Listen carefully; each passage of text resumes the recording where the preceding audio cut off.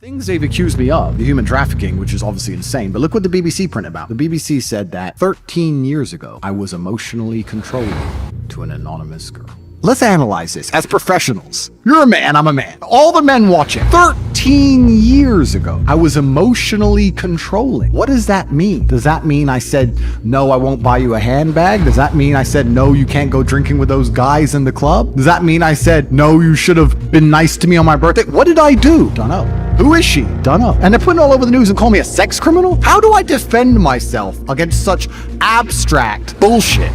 It's garbage, but they'll do it to absolutely anybody. I used to tell girls I played for Man United. Take him to jail! Take him to jail! That's not a crime though. Bro, but that's the thing, that's crazy, right? So even with this garbage they're hitting me with, human trafficking. So they come along and they said, oh, you're a human trafficker. I said, well, I've never transported anyone, I've never kidnapped anyone, I've never restricted anyone, I've never held anyone. They said, no, but you're a human trafficker by the lover boy method. I said, what's that? It's where you pretend to love them. So what, being nice? So I was nice to some girls 10 years ago? Is that my crime?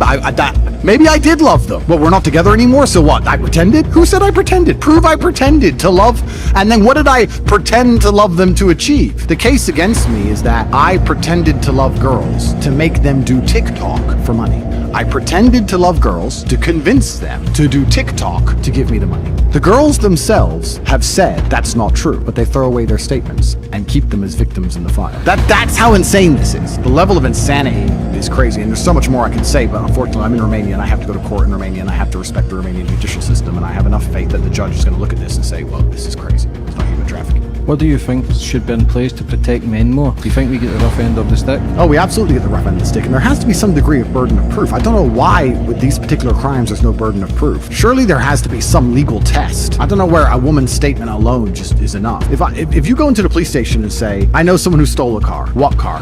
I can't tell you what car. There's no car. There's no video. I can't even tell you the reg plate, nothing. But I know he stole. Is that person going to jail for stealing a car? They're like, okay, so you can't tell me anything about the car. There's no video of the car being stolen. No cars have been reported stolen. You're just telling me they stole a car. No, go away.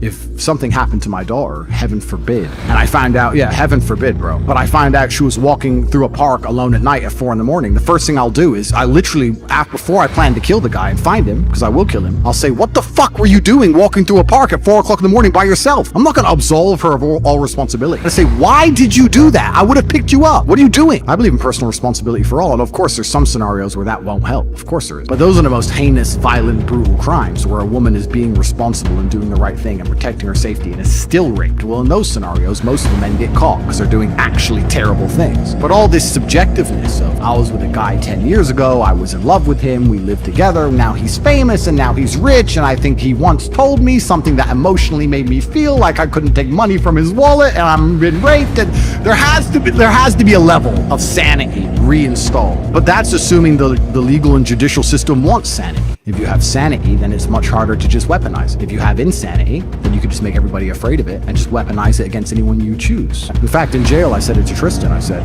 we're sitting here in this hell, but everyone we love at least is taken care of. At least mom can eat, at least the kids can eat, at least the rents are paid. At least we're suffering because men are built to suffer, but everyone we love is taken care of. That gave me some solace. But the way they've attacked me, they didn't intend for that to be true. They intended for me to be bankrupt. They intended for me to be completely destitute and destroyed. They intended for me to sit in a cell knowing that I can't feed my kids. That's what they wanted to do. Just because I managed to make sure that didn't happen, that doesn't mean it wasn't their intention. Their intention is purely and truly evil. I have to be honest and say that 99% of Romanians I interact with apologize to me. 99%. People on the street, police officers, correctional officers, the people at the court, everyone's like, sorry, bro. Everyone understands what's happening. It's another really interesting paradigm shift, and I think life as you go through it is a series of paradigm shifts. It's a series of having your worldview broken and reconstructed. But one of the paradigm shifts I'm going through is that as someone who never broke the law, really, I never really feared the law that much because I'm not a lawbreaker. I mean, COVID to a degree made me understand that you can't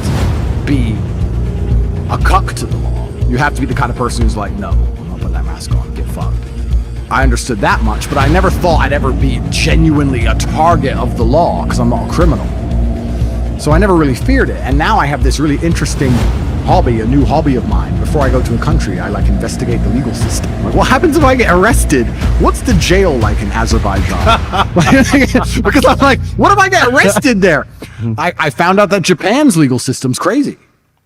Japan's got one of the most strict legal systems in the world. They have like a 99.8% conviction rate. You don't get that conviction rate without putting innocent people in jail. If you go to a court in Japan, you're going to jail.